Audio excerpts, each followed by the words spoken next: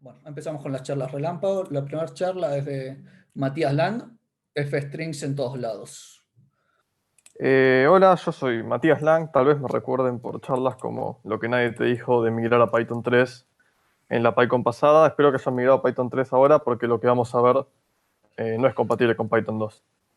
Así que voy a hacer una breve introducción a un problema en Python súper sencillo que es concatenación de strings. Hay varias formas de concatenar strings en Python. La primera es usando el operador de suma, está como overloadeado, o sea, la suma no suma solo enteros, sino que suma strings. Entonces iba a ponerlo a la munda y me mezclé. Yo puedo hacer algo así y hacer uno a la mundo. Perfecto. Ahora vamos a asignar una variable. Digamos que yo quiero meter enteros. Entonces digo, tengo total más minutos. Si yo hago esto, ¡pum! Va a fallar porque total es un entero, no es un string. Entonces uno va a tener que convertirlo a string manualmente y esto se puede hacer, pero es bastante tedioso. Entonces hay mejores formas de concatenar strings en Python. La más vieja, si no me equivoco, es usar las format strings, que es algo así, que automáticamente me reemplaza este porcentaje S por el contenido de la variable total y lo convierte a string. Está bueno, pero es muy... parece esto, es medio printf, no es tan pitónico, entonces lo que era la forma que se recomendaba hasta hace por lo menos unos años es usar el punto format de Python, que es esto. Acá esta cosa se reemplaza por total. Y también tiene otra ventaja que yo puedo poner, bueno, 2 minutos. Yo puedo hacer algo como, vamos a usar esto.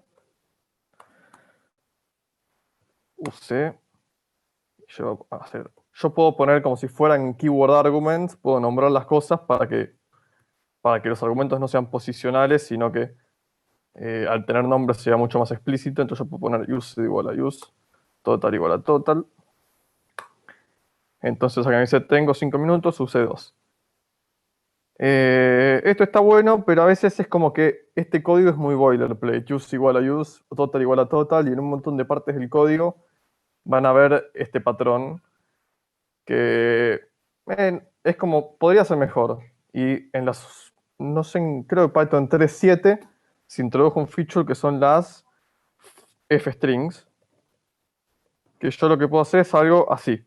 Yo si le agrego la f a la double o single quote, comillas, vamos a hablar en castellano, lo que está entre llaves se evalúa y se convierte en un string. Entonces yo puedo poner algo así, y puedo poner, me quedan total menos use. Esto lo que hace es usando las variables locales que ya están definidas, convierte total, use y total menos use, lo calcula y después lo convierte y me queda algo así. Entonces esto yo a veces soy medio crítico con los nuevos features de Python, pero en este sentido a mí me encanta usarlo y queda el código mucho más legible. Ahora, si tienen un proyecto muy grande, se pueden encontrar con todas las formas anteriores que vimos de concatenar strings y que no usen f-strings. Entonces hay un proyecto muy bueno que se llama Flint, que automáticamente te reescribe el código para agarrar todos los formatos viejos para concatenar strings y convertirlo a f-strings. Entonces voy a mostrar una demo bien rápida. Este es el proyecto open source en el que trabajo. Tiene 10.000 líneas de Python y lo único que voy a hacer, voy a correr esta herramienta. Fíjense que no tengo ninguna modificación hecha. Voy a correr esto sobre el directorio del proyecto y van a ver que me tiró varias estadísticas. Se creó esto. Y ahora voy a tirar un git status para ver que se modificó y van a ver que hay un montón de modificaciones.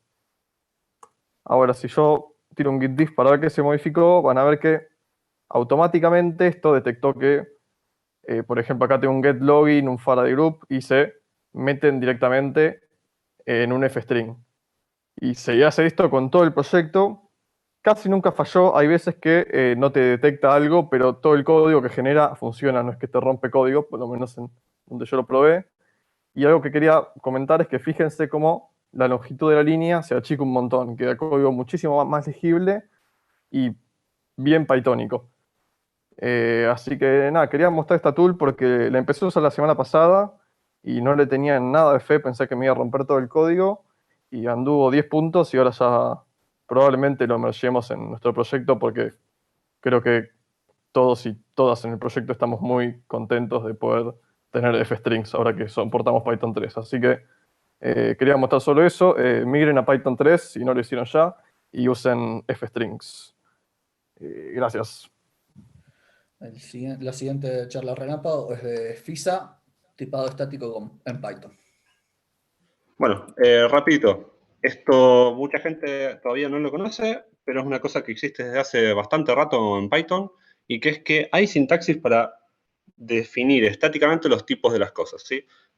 Si hace poquito que están con Python, probablemente ya sepan que las variables uno no les tiene que definir de qué tipo van a ser los objetos que tiene adentro, entonces puedo crear una variable y decir, ahora tiene un string, voy a guardar este archivo, ejemplo.py, y después abajo puedo decir, ahora tiene un número y en Python no se va a quejar, no tengo que estar diciéndole de qué tipo son las cosas y todo lo bola.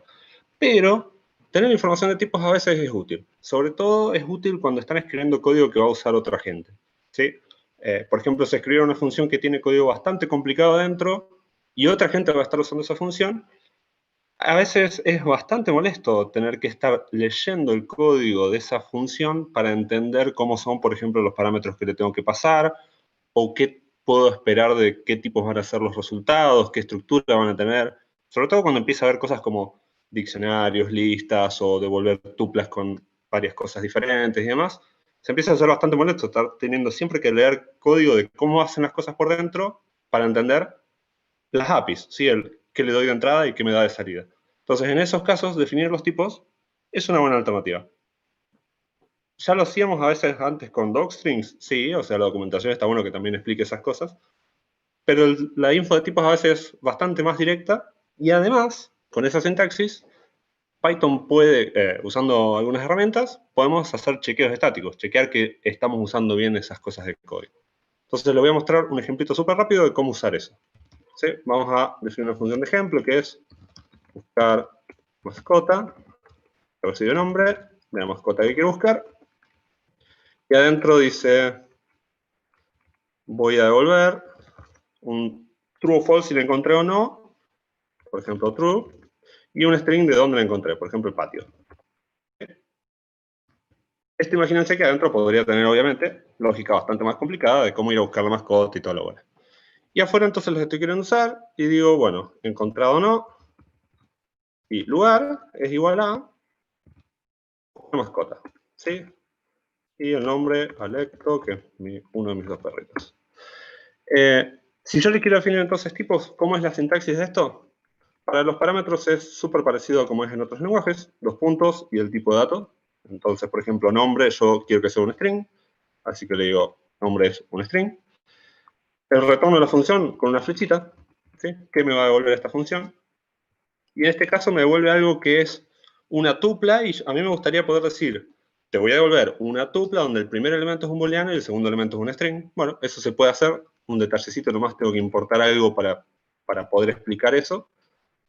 Entonces importo de typing, que es el módulo que tiene un montón de utilidades para esto, para las definiciones de tipo.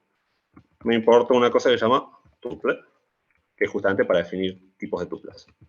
Entonces digo, voy a volver una tupla, donde el primer coso es un booleano y el segundo coso es un string. ¿Okay? Y entonces yo ahora puedo hacer cosas como esta. Puedo irme a una consola y correr MyPy, que es una herramientita que la instalan con pip, y que se dedica a chequear código para ver si las cosas que dijimos en los tipos realmente se están cumpliendo. Le digo MyPy, chequea este ejemplo.py, y me dice, perfecto, no encuentro ningún problema. Pero fíjense que si yo, por ejemplo, acá adentro digo print nombre.upper, que es un método que no tienen los strings tienen solamente upper, bien escrito. Cuando yo corro los chequeos, ya sabe decirme cosas como esto. Che, en la línea 5 string no tiene pero, ¿sí? Y lo sabe porque yo le dije que nombre es un string. Incluso si yo borro esta línea de acá abajo, puede saber igual, ¿sí? Porque está ahí definido en la función. No es que tiene que buscar un ejemplo de cómo se usa ni nada por el estilo. Y lo mismo también, por ejemplo, si yo acá en el resultado dijese después print, yo quería imprimir el lugar, que era un string, y en realidad en vez de imprimir el lugar, me equivoqué y estoy imprimiendo el booleano, ¿eh? Si le estoy pidiendo upper al booleano, que los booleanos tampoco tienen un upper, como si tienen los strings, y fíjense que me está diciendo, che, en la línea 11, que es la línea esa del print, estás pidiéndole upper a booleano que no lo tiene, ¿sí? Así que esto. Se pueden hacer cosas bastante más complicadas. Se pueden, por ejemplo, decir, esto es un diccionario donde las claves son string y los valores son listas de números, o donde las cosas pueden ser no o no, o donde las cosas pueden ser de este tipo o de este otro o de este otro. Sí, todo ese tipo de cosas más complicadas se pueden hacer. Obviamente que empiezan a agregar un poquito más de código alrededor de lo que usábamos siempre. O sea, esta versión con los tipos escritos al lado es un poquito más larga que la versión donde no tiene los tipos. Pero pónganse en el lugar de la persona que va a usar el código de ustedes. Para esa persona va a ser mucho más fácil leer la línea de la definición y decir, le tengo que pasar un string y me devuelve una tupla con un booleano en un string, que tener que andar leyendo todo el código complicado que ustedes pueden haber escrito ahí adentro para ver realmente qué le tengo que pasar, cómo me lo va a devolver, ese tipo de cosas. O en los docstrings, que a veces también puede haber mucha más data que no me interese y demás, ¿sí? Con la ventaja extra, como les decía, que además después pueden correr en la integración continua un comando y decir, chequeame que los tipos se están respetando, y agarra todo el código de ustedes y les dice si hay errores que pueden encontrarlos mucho antes de que lleguen a producción, digamos. Así que eso, sepan que existe en Python, que se puede usar. No es que tengan que definir los tipos a toda hora, pero úsenlo para las cosas sobre todo que va otra gente a estar usando. Nada más. Buenísimo. Muchísimas gracias, Fisa. La última charla relámpago del día de hoy es de Yamil. Emular una cámara con OBS. Bueno, mi nombre es Yamil y perdón primero por que el tema no trate de Python, pero bueno, quería compartirles esto que estuve investigando un poco, que es OBS es un programa para hacer live streaming y también se puede usar para grabar y es bastante útil por ahí cuando nosotros no tenemos en la computadora de escritorio una webcam, poder usar una webcam virtual para mostrar el escritorio o algún video que hayamos hecho o lo que sea. Voy a compartir la pantalla ahora. A ver si se ve. Eso es Jitsi, no sé si ya seguramente lo conocen. Esto, si probamos ahora, por ejemplo, entrar a una charla, no vamos a ver que no tenemos ninguna cámara. Yo lo que voy a hacer ahora es, esto es el OBS, con una escena creada para esto, donde tengo puesta una cámara que la tomo desde el celular. Eso, si me alcanza el tiempo, lo voy a mostrar después. Y un videito cualquiera. Si esto queremos mostrarlo en un Meet, lo que hacemos es correr un pequeño comando con un programa que podemos bajar. Ahora les voy a mostrar la dirección de donde se puede.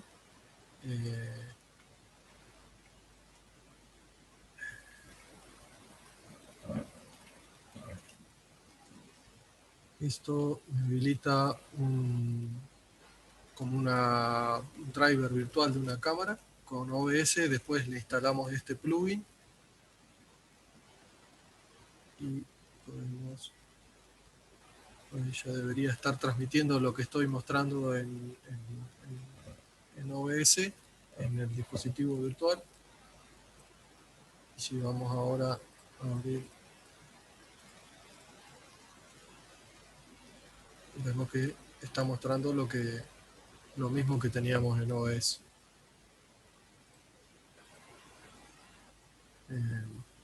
Bueno, eso sería, y acá estaría el como el driver virtual, digamos, para crear un dispositivo virtual de video a donde le podemos mandar ya sea desde OBS o con FFmpeg. Y este es el plugin que se lo podemos compilar e instalar para OBS. Tiene algunos inconvenientes por ahí si no se sabe bien.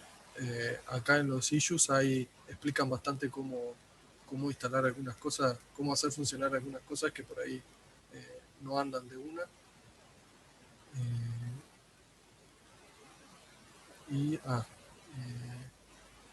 Yo para poder mostrar esta camarita que se ve acá abajo, estoy usando un programita que se llama IP Webcam, que digamos hay una versión gratis y otra que es paga. La versión gratis solamente te muestra un poco de publicidad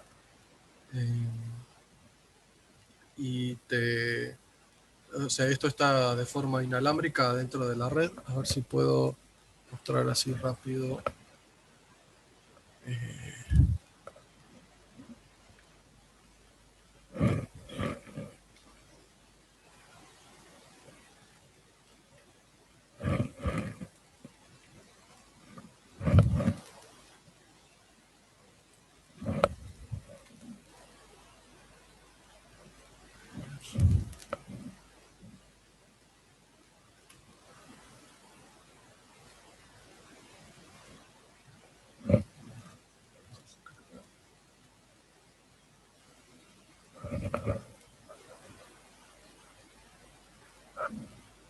Básicamente este es el programita ya instalado y le pones acá donde dice iniciar servidor y te carga eso, que se ve la IP ahí del coso donde podemos poner acá. Y bueno, eso sería todo.